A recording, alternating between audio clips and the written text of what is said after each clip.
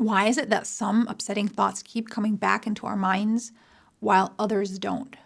Why is this different for different people? And how can we change this? Stay tuned to hear more. Hey everyone, welcome to and welcome back to Becoming an Expert at Self-Leadership. I'm Maika, I'm a psychologist, and this is part 4 of the How to Unhook from Upsetting Thoughts course, how and why we get hooked by upsetting thoughts. And to sum it all up in the beginning, it's because we've learned to. We are not born with the burden of upsetting thoughts. This is something that forms in our psyche through learning and experience, which means we can also unlearn it. When we're hooked by a thought, it feels real. It feels like a real threat, a fact, like a representation of objective reality, even though we haven't examined it. So instead of seeming like a suggestion that the mind came up with, when we're fused with thoughts, they seem to be a window to reality. And this fusion happens more easily with thoughts that we've learned to accept as real in our past. For a lot of people, that's the thought, if you really knew me, you wouldn't like me, or I'm unlovable. It also happens more easily with thoughts that are about scenarios or topics or past experiences that we don't want to think about, like thoughts about an ex. Or it also happens more easily with thoughts that frighten us or frightening fear, anxiety, causing situations. This could be a thought, like the intrusive thoughts, like, what if I jump out of this window? Or it could also be after something happened that triggered a fear response in our body and we're finding it hard to calm back down. In the following, I want to explain and dive deeper into each of these 3 scenarios. Number 1, how we get hooked by self-sabotaging thoughts. We get hooked by thoughts like, I'm a loser, I can't get anything right, I haven't achieved as much as I should have, I'm a bad parent. Because they confirm something our brain or psyche has already concluded long ago. Our psyche finds it very easy to believe things it's already thought hundreds of times based on past experiences in life. So if someone, for example, was neglected emotionally, their psyche will find it very easy to get hooked by the thought, my perspective doesn't matter, my emotional needs don't matter. Or if someone was made to feel ashamed of aspects of their authenticity at an age where they took that in as truth, their mind will easily get hooked by thoughts revolving around shame, like, I'm not good enough, something's fundamentally wrong with me.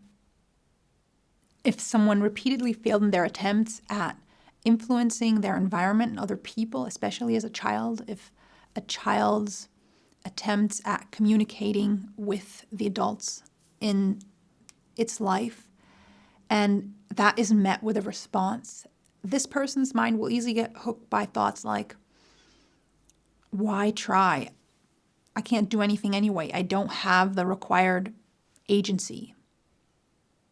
To unhook from these types of thoughts, it helps to recognize the circumstances under which they first formed and how they're not an expression of you, your character, but of the experiences that you went through. This helps you to, at all, recognize them as thoughts, as interchangeable thoughts and stories and narratives.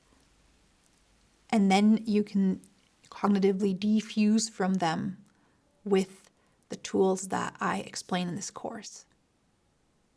Number 2, how we get hooked by thoughts that we declare as unwanted. Some inner thoughts and mental pictures are uncomfortable or distracting because they don't align with your goals and values. This could be a thought of an ex or person that hurt you and you don't like having that thought. It distracts you. It pains you. It could be a thought of junk food when you're grocery shopping with the intention of buying healthy food. It could be a thought you feel only a certain type of person has, type of person that you don't want to be, like thoughts that express anger, aggression, jealousy, miserliness. We get hooked by these thoughts when we try not to have them. This is called the ironic rebound effect of thoughts. As soon as you decide that you don't want to have a certain thought, it'll come back more frequently and strongly. Examples for this effect from studies are people who tried to suppress thoughts about their crush were more likely to dream about their crush than people who actively fantasized about their crush.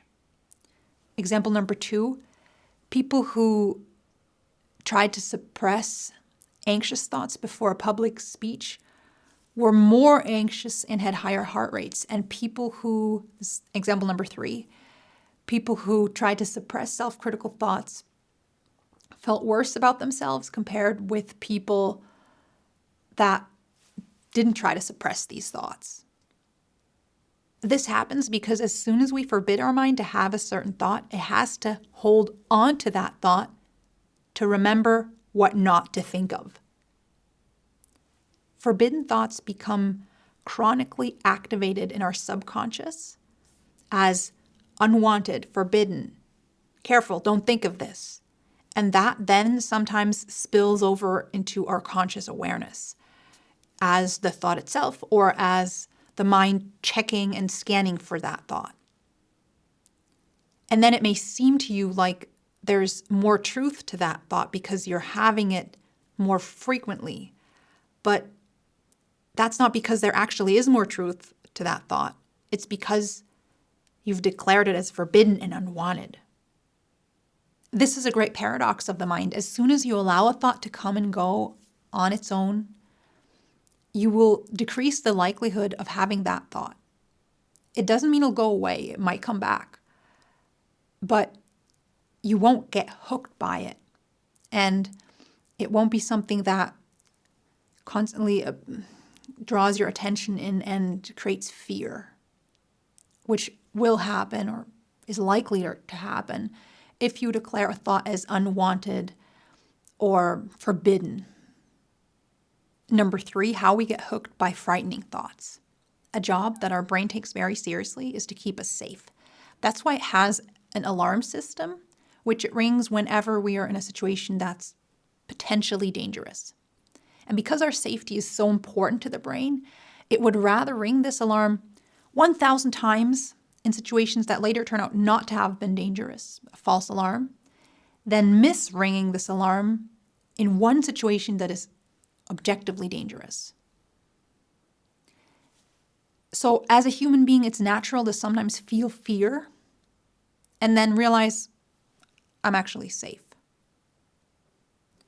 The crack outside was just a branch. The swirly thing on the floor is just a rope. And as soon as we realize that we're safe, fear can naturally pass and ebb off again.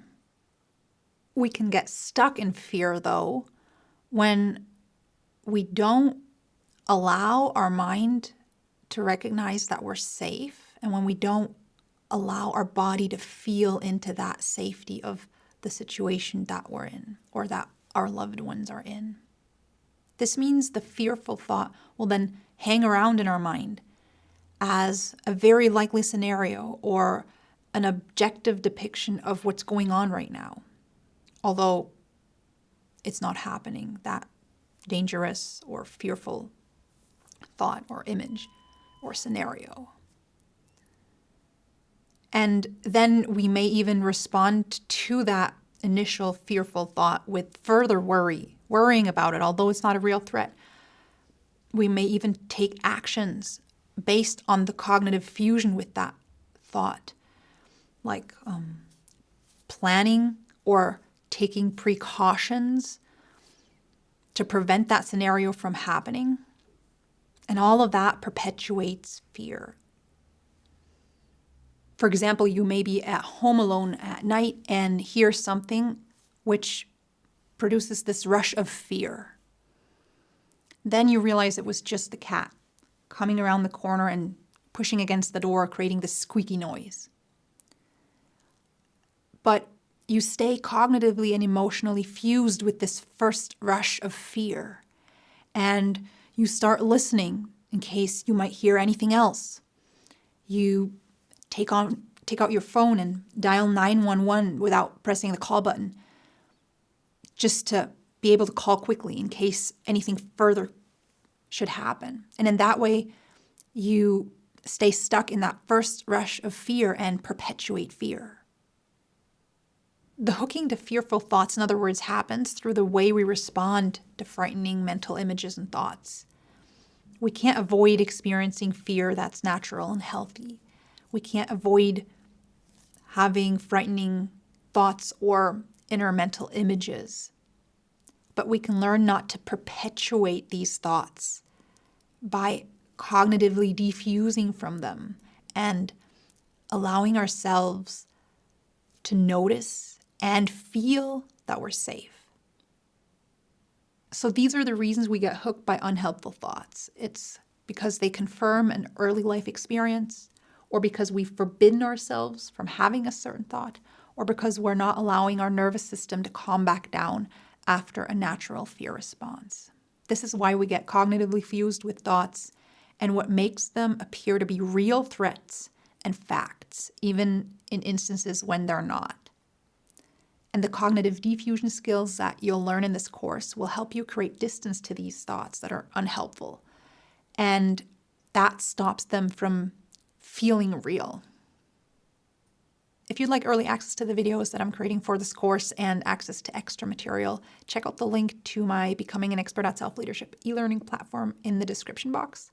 The extra question I am answering over there at this point is why it is that frightening, intrusive thoughts can feel like impulses, although they're not, and at which times and which situations we're more likely to experience intrusive thoughts. For now, I hope this has been helpful. Till next time, take care, and remember to allow yourself to use your inner power to decide whether or not a thought is helpful. You have it. Give yourself permission to use it.